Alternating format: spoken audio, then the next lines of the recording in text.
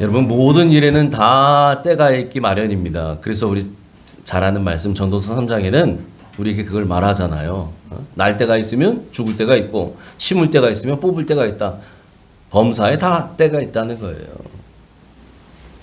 여러분 학교 다닐 때요. 공부 잘했던 친구들 가만히 보세요. 물론 우리 집사님들, 권사님들 중에는 당사자가 계시겠지만 공부 잘하셨던 분들 계시겠지만 공부 잘하는 친구들 가만 보면 다른 게 아니에요. 때를 분별할 줄 아는 그런 지혜가 있는 친구들이 공부를 잘하더라고요. 그래서 때에 맞게 행동해요. 무슨 얘기냐? 공부해야 할 때는요. 무슨 일이 있어도 책상에 진득하니 앉아서 그 왜 엉덩이 무거운 사람들이 공부 잘한다 그러잖아요. 집중하는 거예요. 집중해야 돼요. 놀 때는 어떻게 놀아요? 신나게 놀아야죠. 그래 건강하게 성장하는 거죠. 여러분 신앙생활도 마찬가지입니다. 신앙생활도 때를 잘 구분할 줄 알아야 돼요. 그리고 그 때에 맞게 행동하고 순종할 줄 아는 사람이 신앙생활 제대로 하는 사람, 멋지게 하는 사람이에요. 기도해야 될 때가 있어요, 여러분. 기도해야 될 때. 이때는 기도해야 됩니다. 예배해야 될 때는 예배해야죠. 전도해야 될 때는 전도해야죠. 여러분 기도해야 될 때는요. 정말 만사 제쳐놓고 기도하셔야 됩니다. 성령님께서 우리에게 기도하라고 하시는 때가 있어요. 그건 여러분 각자가 아셔요. 각자가. 야, 우리 집안에 문제가 생겼어요. 크리스찬은 문제를 문제라고 하지 않고 뭐라고 부른다고요? 기도 제목이라고 불러요. 기도 제목. 우리 집안에 아픈 분이 있어요. 우리 집안에 아이에게 일이 있어요. 우리 남편에게, 아내에게, 혹은 나에게. 이건 기도하라는 사인이에요, 여러분. 기도하라고 성령께서 이제 답 가르쳐 주시는 거예요. 답. 기도가 답이다. 기도가 답. 여러분 이럴 때는 만사 제쳐놓고 기도하셔야 됩니다. 아멘. 기도하셔야 돼요.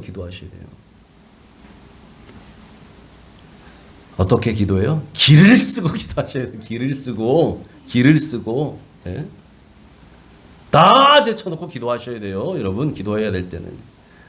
여러분 예배해야 될 때가 있어요. 예배해야 될 때는 많은 일들이 있지만 우선적으로 예배에 목숨 걸어야 됩니다. 우선순위 걸어야 돼요. 그렇게 예배 드려야 돼요. 전도해야 될 때는 어떻게 될까요? 주님의 마음으로, 주님의 심장으로 그렇게 전도하셔야 돼요. 뭐 전하거나 말거나 믿거나 말거나 뭐 나는 모르겠고 이게 아니라 정말 간절한 마음으로 노방전도 말고 특별히 여러분 관계전도 하실 때 있잖아요. 여러분 가족 전도할 때 있잖아요. 여러분 형제들 전도할 때, 여러분 자녀 부모 전도할 때 있잖아요. 믿거나 말거나 이러고 전도하는 사람이 어디 있어요, 세상에. 주님의 애타는 심정으로 그렇게 전도해야죠. 여러분 오늘 본문에서도요, 바울은 그래서 우리에게 그 때를 분별하고 때에 맞게 행동하라는 것들을 권면하고 있는데 오늘 1절 2절 같이 읽습니다. 시작. 우리가 하나님과 함께 일하는 자로서 너희를 권하노니 하나님의 은혜를 헛되이 받지 말라.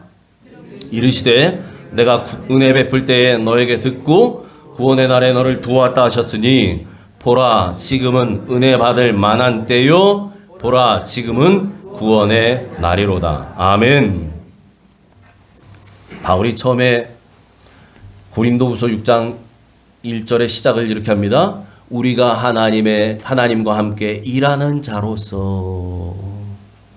바울은 자신과 함께한 그 사람들이 하나님과 함께 일하는 자라고 하는 분명한 정체성을 잊지 않고 살았던 사람이에요. 여러분 하나님과 함께 일하는 사람을 뭐라고 말해요? 다른 말로 하나님의 동역자라는 얘기예요. 하나님의 동역자, 하나님의 파트너. 사업을 할 때도 사업 파트너가 있잖아요. 동역자가 있어요. 근데 사업할 때 이 파트너는 뭐라 그래요? 그 사람은 동업자라 그래요. 동업자. 우리는 사업하는 사람들이 아니라 하나님의 일을 한다는 사람들이죠. 그래서 우리는 동업자가 아니고 동역자예요. 동역자. 하나님과 함께 일하는 자다. 여러분 이 정체성이 분명하면요. 아무리 어렵고 힘든 문제 만나도 아유 더럽고 안 입고 와서 내가 때려치고 말지. 이런 생각 안 합니다. 전도하는데 막 자존심이 확 상하네. 내가 2번 다시 전도하나 봐라. 이런 생각 안 해요. 왜요? 하나님과 함께 일하는 자라는 분명한 정체성이 있으니까요. 여러분 우리 주님도 십자가 그 사명 감당하실 때 사람들이요 군인들이 예수님의 얼굴에다 침을 뱉어요. 여러분 얼굴에다 누가 퇴 하고 침 뱉으면 그거 기분 좋게 받아들일 사람 누가 있어요? 버럭 화내지 않겠어요, 여러분? 뭐 하는 짓이야? 누군가 여러분 얼굴을 주먹으로 때린다고 생각해 보세요. 맞고 가만히 계시겠어요?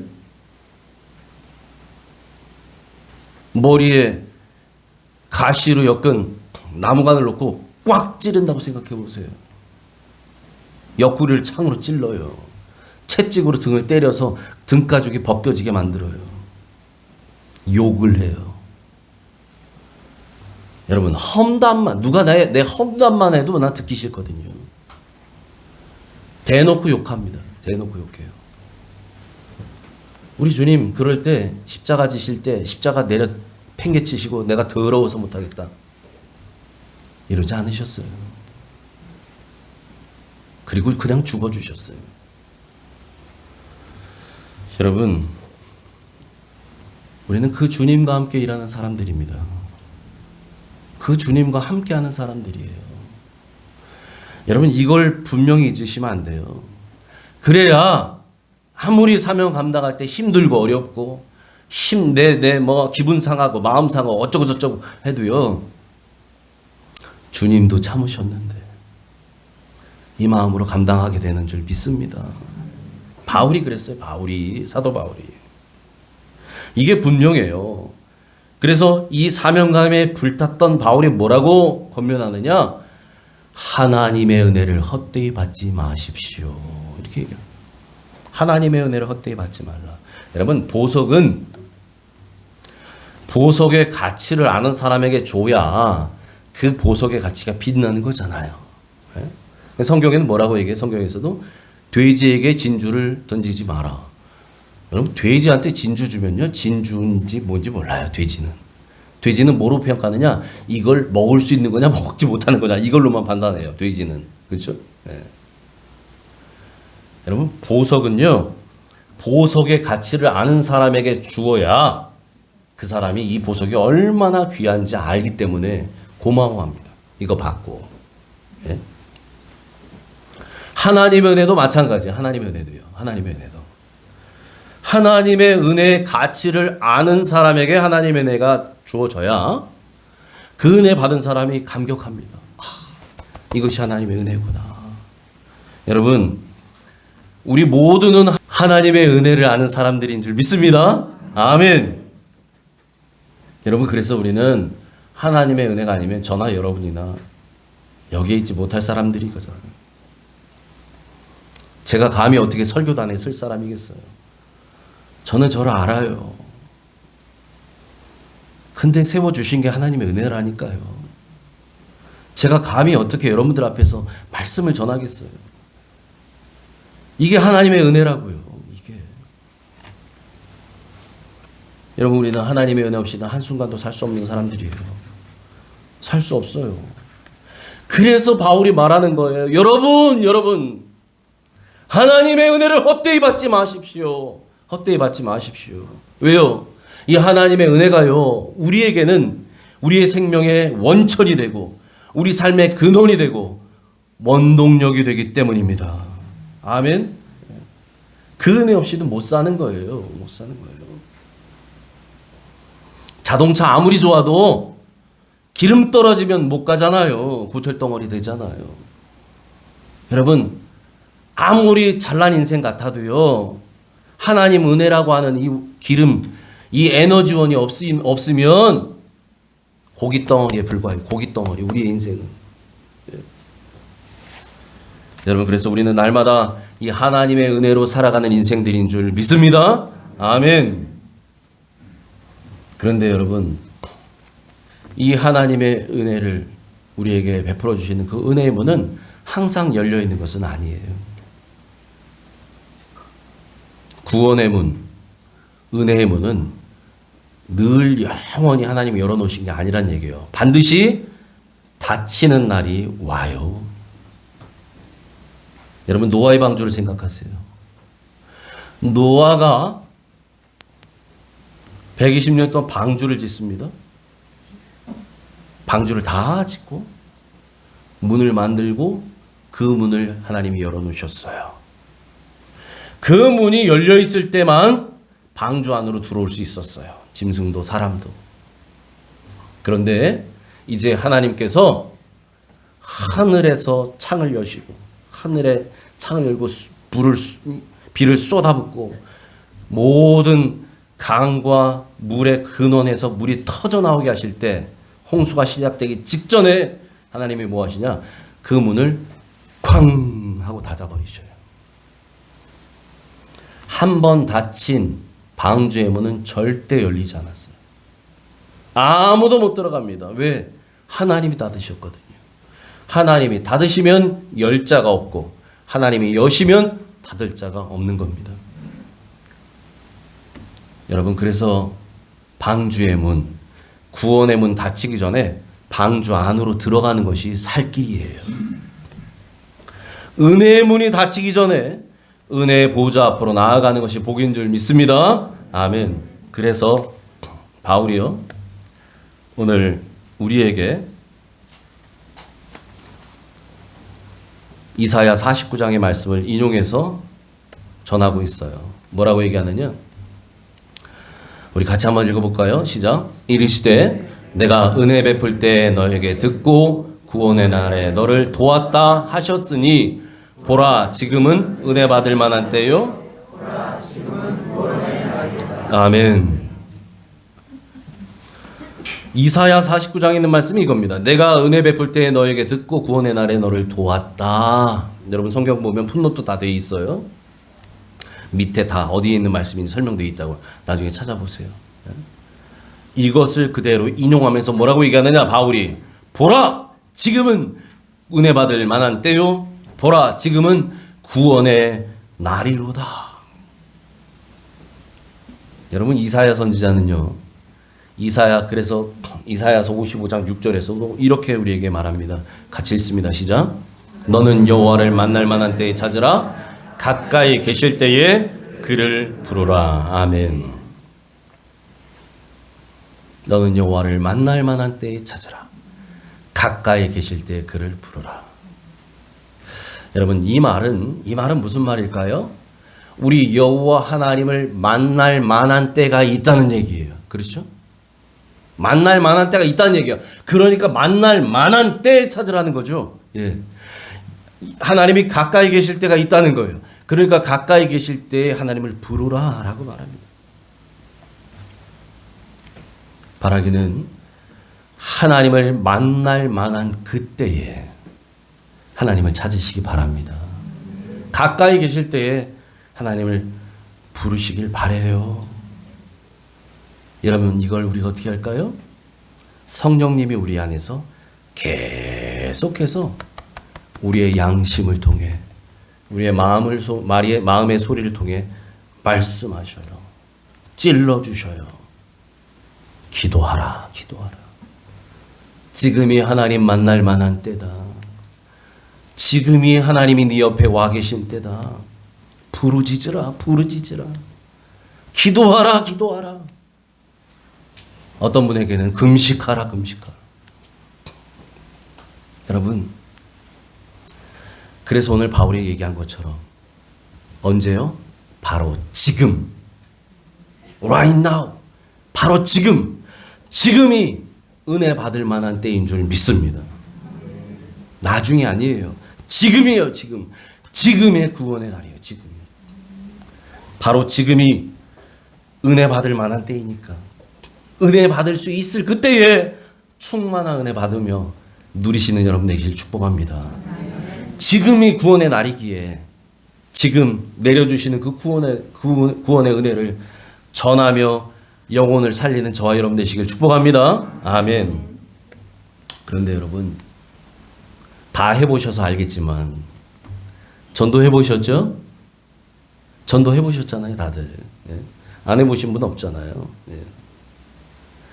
길거리에서 전도지 나눠주는 노방전도를 하던, 관계전도를 하던, 무슨 형태의 전도를 하던, 여러분 전도 해보셨잖아요. 안 해보신 분들은 전도하셔야 됩니다. 하셔야 돼요. 저는 여러분에게 전도해서 우리 교회 빨리 사람 앉혀놓게 부흥하게 만들어라 이런 얘기하는 목사가 아니에요. 여러분을 위해 하는 얘기예요. 여러분을 위해서. 하나님 앞에 갔을 때 여러분 우리가 뭘 꺼내놓을 거예요? 하나님께? 뭘 꺼내놓겠어요 여러분? 너 뭐하다 왔니? 너 뭐하다 왔니? 저 밥만 하다 왔는데요. 저 일만 하다 왔는데요. 여러분 이러면 안 되잖아요. 너희는 가서 모든 족속으로 제자를 삼아 아버지와 아들과 성령의 이름으로 세례를 주고 내가 너희에게 가르쳐 지키게 한 모든 것, 분부한 모든 것을 가르쳐 지키게 하라. 이게 우리 주님 마지막 유언이셨어요. 이게 유언이라니까요, 여러분. 우리는 그 유언을 들은 사람들이에요. 우리 전도하란 얘기예요. 복음 전하란 얘기예요. 믿고 안 믿고는 그 사람 문제예요. 우리 책임이 아니에요. 우리는 전하는 사람들이 돼야 돼요. 여러분, 그래서 전도해야 됩니다. 그런데 전도하고 영혼 살리는 거, 그렇게 해서 하나님과 화목해 하도록 만드는 일, 이게 쉬운 일일까요? 쉬운 일이 아니지. 그러니까 많은 성도들이 전도하기를 힘들어해요. 왜? 쉽지 않으니까, 어려우니까. 바울도 그렇게 고백합니다. 바울이 평생 이 일을 했거든요. 근데 바울은 나는 가는 데마다 사람들이 어서 오세요. 바울 선생님이 전해주시는 복음을 기다리고 있었습니다. 오늘 말씀 듣고 저 세례 받을래요. 이런 사람들 줄 서 있는 거 아니었어요. 바울도 힘들었어요. 힘들었다고요. 얼마나 힘들게 복음을 전했는지 바울이 이렇게 얘기해요. 4절 5절 같이 읽습니다. 시작. 오직 모든 일에 하나님의 일꾼으로 자천하여 많이 견디는 것과 환난과 궁핍과 고난과 매맞음과 갇힘과 난동과 수고로움과 자지 못함과 먹지 못함 가운데서도 아멘.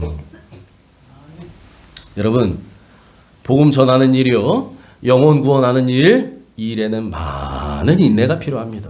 왜 인내가 필요할까요? 어려우니까, 쉽게 되지 않으니까 인내가 필요한 거예요. 그래서 바울이 말하는 거예요. 내가 하나님의 일꾼이 돼서 복음을 전했지만, 복음을 전하면서 탄탄대로를 가면서 하나님 주신 은혜로 막 쉽게 가는 사람마다 예수 믿으세요 그러면 아멘 이런 거 아니란 말이에요. 그가 어떻게 고난 복음을 전하면서 어려움을 당했대요? 그에게는 환난이 있었어. 환난과 궁핍과 고난과 매맞음과 갇힘과 난동과 수고로움과 자지 못함과 먹지 못함 등의 일을 당했다는 거예요. 누가요? 바울이. 이런 일 당하면서도 복음을 평생 전했다 이 말이에요. 바울은 복음을 전하면서 많은 어려움을 겪었고요. 많은 환난을 겪고 그리고는 궁핍한 삶을 살았어요. 복음 때문에. 바울이 여기저기 평생을 떠돌아 다녔는데 그가 무슨 아파트 등에다 짊어지고 다녔을까요? 아파트를? 잘 곳도 없어요. 그러고 살았어요. 그가 그럼 원래 가난한 사람 출신이었냐? 아니에요. 그런데 주님을 위해 그 모든 것을 배설물로 여기고 더 가치 있는 보석을 발견했기 때문에 그렇게 살았다는 거예요. 그래서 그는 궁핍함 가운데서도 복음을 전했노라고 말하는 거예요.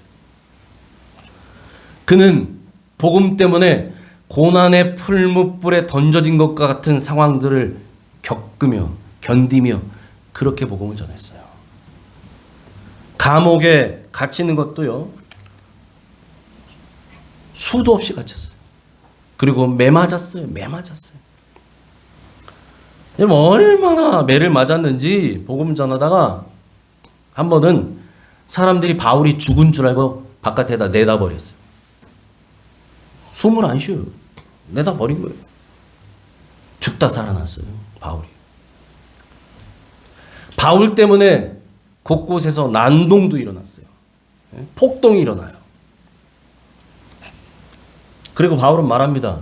내가 복음을 전하는데 나의 사역에는 늘 수고로움이 있었다. 수고로움. 이 말은 무슨 말이냐? 복음을 전한다는 게 나에게는 정말 피곤한 일이었습니다. 이런 얘기예요. 힘들었다는 얘기예요. 그는 복음 전하느냐고 잠도 잘 못 잤어요. 잘 먹지도 못했어요. 굶기를 밥 먹듯 하며 복음을 전하며 다녔다. 이 말이에요. 여러분, 그런데도 불구하고 바울이 어떻게 했다 그럽니까? 나는 많이 견뎠다는 거예요. 많이 견뎠어요. 어떻게 이 모든 상황 가운데서 바울이 견딜 수 있었느냐? 복음을 전한다는 거,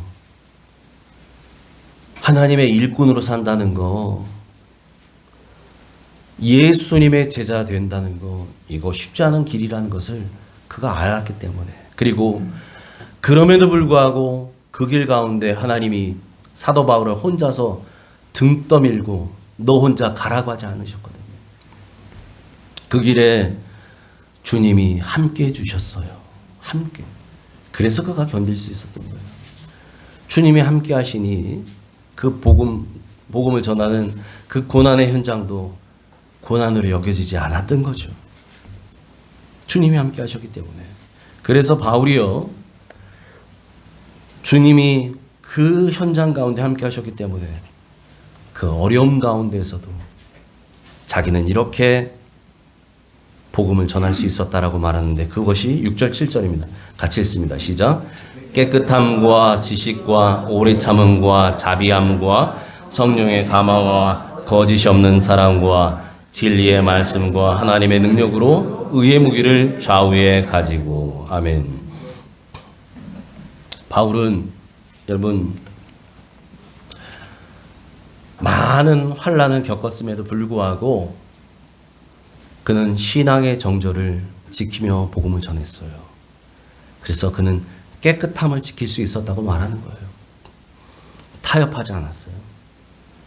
그 많은 어려움과 환난과 고난이 바울에게 찾아왔지만 고난이 유익이라는 것을 깨닫고 그 고난이 유익이 되어 하나님을 아는 저 지식은 점점 더 바울에게 깊어져 갔습니다.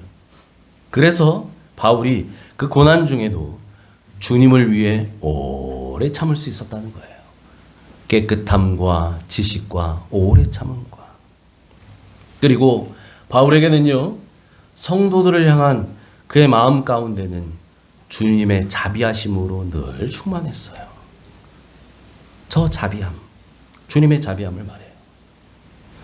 또 성령의 능력, 성령의 감화, 그리고 거짓 없는 사랑, 이것이 사도 바울의 마음 가운데 늘 가득했습니다.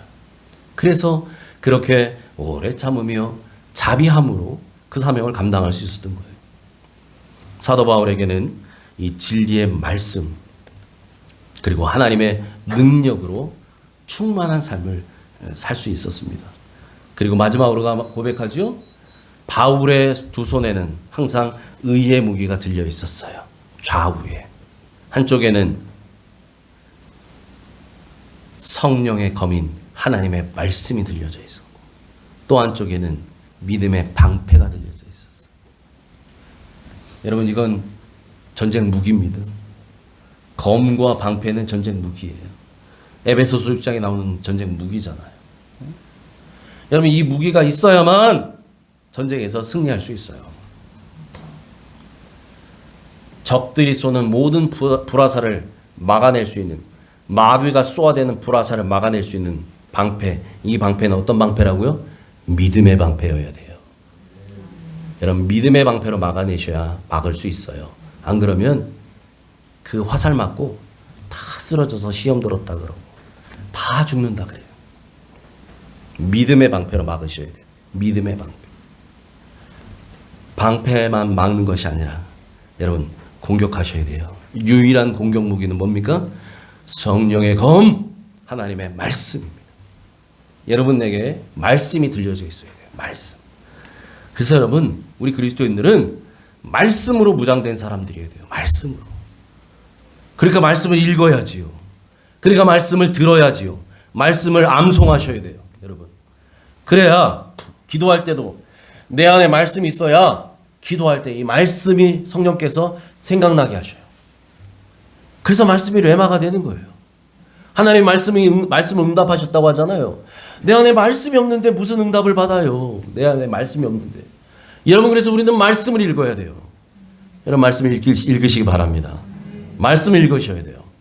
이해가 안 돼도 읽고 이해가 돼도 읽고 몰라도 읽고 읽다 보면 저를 통해서 또는 우리 김사원 목사님 통해서 교회 내에서 말씀을 가르치는 시간들이 있잖아요. 그런 프로그램들이 있어요. 그걸 통해서 여러분 이해하게 돼요. 배우게 돼요. 그러니까 말씀을 배우는 자리 듣는 자리 자꾸 오셔야 돼요. 그래야 신앙생활 30년 40년 했는데도 말씀에 대한 것들이 비어져 있어요. 그러면 안 돼요. 그러면 마귀와 영적 전쟁에서 무기가 없는 거예요. 공격 무기가 없어 내 손에. 나는 맨날 방패 들고 막다가 끝나. 못 막으면 찔리는 거예요. 여러분 이렇게 바울이 고백합니다. 나는 그런 어려움 가운데서도 이 사명을 감당하는데 주님이 나와 함께 하시니까 그 어려움 가운데서도 나는 깨끗함과 지식과 오래 참음과 자비함과 성령의 감화와 거짓없는 성도들을 향한 거짓없는 사랑과 진리의 말씀과 하나님의 능력으로 의의 무기를 좌우에 가지고 인내하며 견디며 이 사명을 감당할 수 있었다라고 고백해요. 그렇게 감당했던 사도 바울의 사역을 바라보는데요. 바라보는 두 가지 시선의 평가가 있어요. 하나는 세상이 바라보는 평가, 또 하나는 하나님이 바라보시는 평가. 그것이 8절 상반절입니다. 같이 읽습니다. 시작.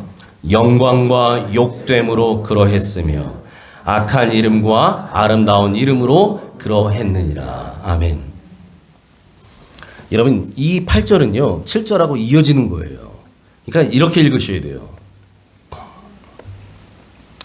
진리의 말씀과 하나님의 능력으로 의의 무기를 좌우에 가지고 그 다음에 어떻게 했다고요? 그 다음에 영광과 욕됨으로 그렇게 사명 감당했고 인내하며 사명 감당했고 악한 이름과 아름다운 이름으로 그렇게 했다. 그렇게 사명 감당했다. 이런 얘기예요. 이게 무슨 말인가? 이게 도대체 무슨 말인가? 세상 사람들의 눈에는 복음을 위해 사는 이 사도 바울의 삶, 자기가 쌓아놓았던 그 모든 세상의 업적과 명예와 명성과 부와 모든 것들을 다 배설물로 여겨버리고 다 포기하고 정말 빈손으로 복음을 위해 떠났던 이 사도 바울과 같은 이런 사람이 사는 삶을 보고 뭐라고 말하느냐? 미련하다, 어리석다, 바보 같다, 왜 저렇게 사냐 이렇게 평가해요. 그래서 사람들은 바울을 욕됨과 악한 이름으로 평가했다는 얘기예요. 그런데 하나님의 평가는 그렇지 않습니다. 하나님의 눈에는요, 복음을 위해, 주님을 위해 자신의 모든 것을 버리면서까지 헌신했던 그런 사도 바울의 삶을 영광의 삶으로 보십니다. 아름다운 삶으로 하나님에게는 기억된다는 얘기예요. 그래서 바울이 말하는 거예요. 내가 그렇게 영광과 욕됨으로 누구에게는 악한 이름과 또 하나님께는 아름다운 이름으로 이렇게 사명을 감당했습니다. 라고 고백하는 거예요.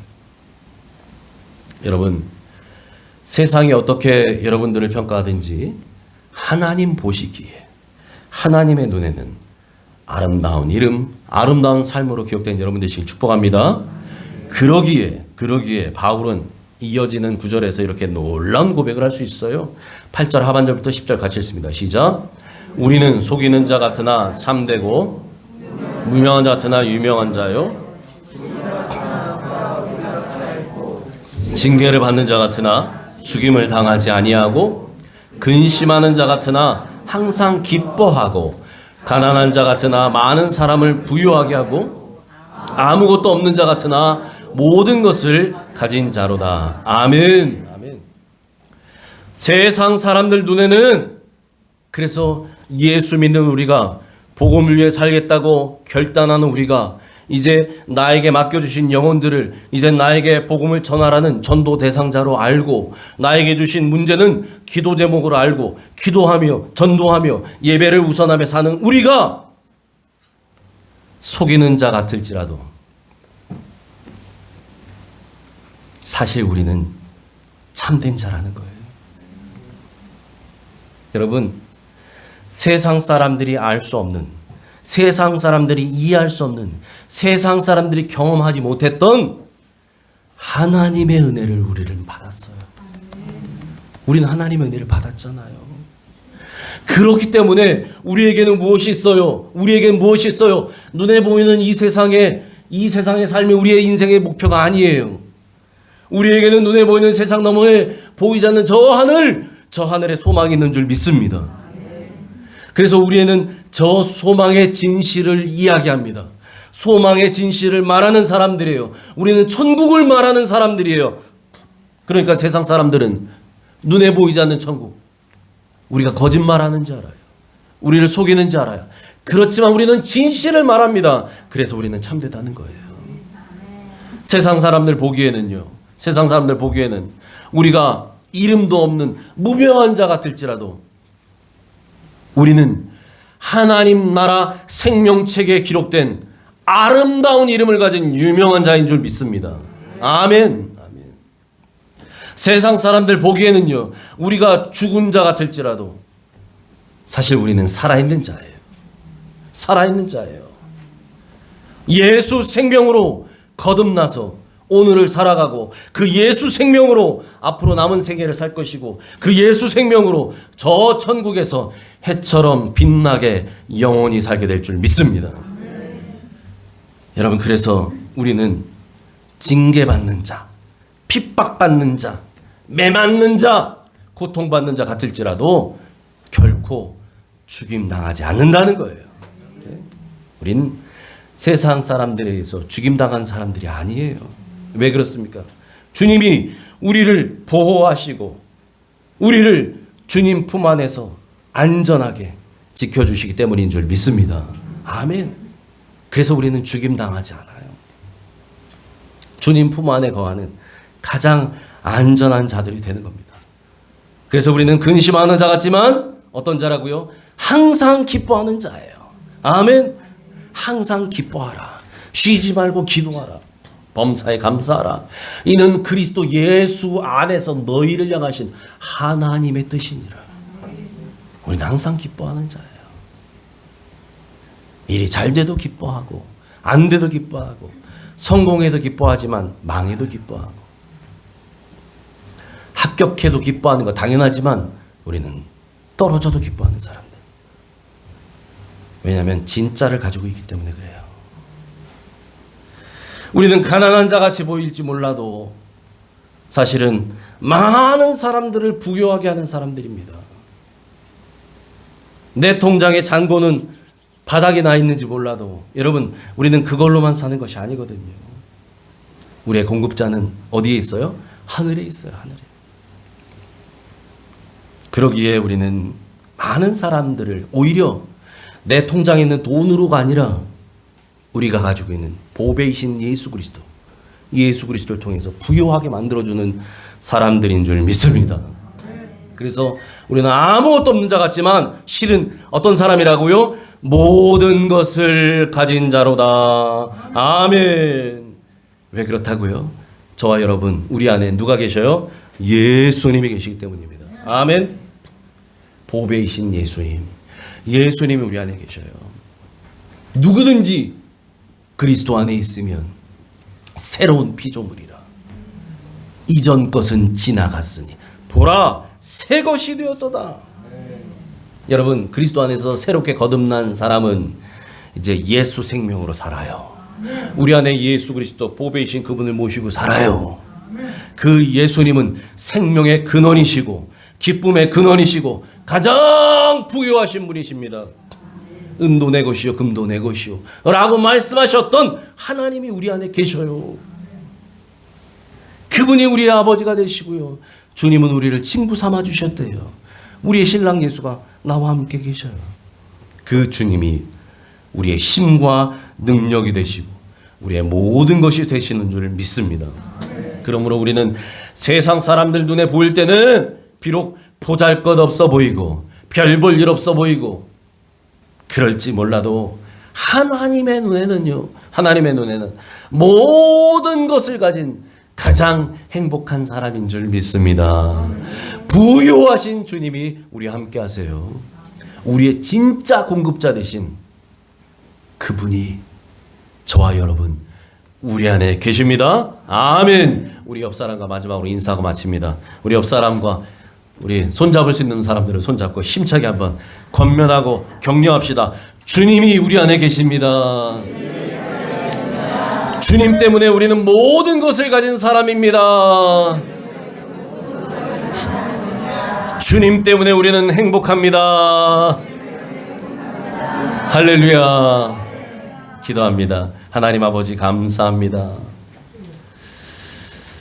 세상 사람들 눈에는 우리가 미련하게 보이고 어리석게 보이고 눈에 보이지도 않는 것 잡는 사람들처럼 그렇게 보인다 할지라도 하나님의 눈에는 우리가 가장 지혜로운 사람, 가장 현명한 사람, 가장 행복한 사람인 줄 믿습니다. 주님이 계시기 때문입니다.